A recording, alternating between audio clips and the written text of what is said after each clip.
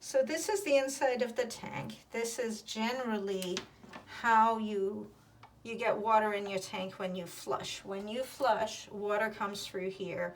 It's fresh water, you could be drinking from that water, but we fill up tanks of water and then we flush poop and pee away. However, you can just buy a very thin line from your local hardware store, connect it, no glue required or anything, oops, and it works fine, you know? You don't need much to get this part of it going. Now, what I have done is I have drilled a hole through my porcelain top of my tank,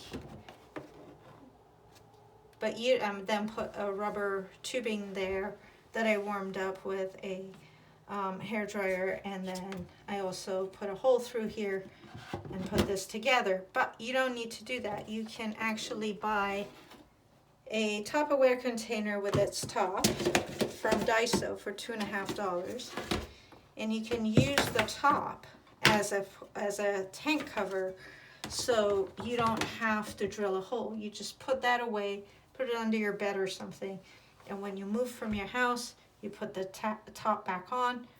Your landlord will never know that you used the toilet tank as a sink.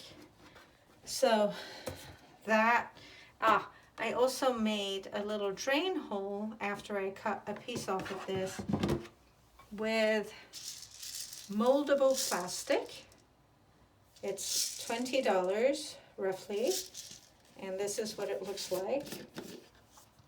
And you can put that in hot water and it turns translucent, and then it's like a little piece of goop, and then you can form it into any shape you like. And that's all. And I used a little bit of wire to make sure that this stays on up here. You could use anything really for that part. And that's it.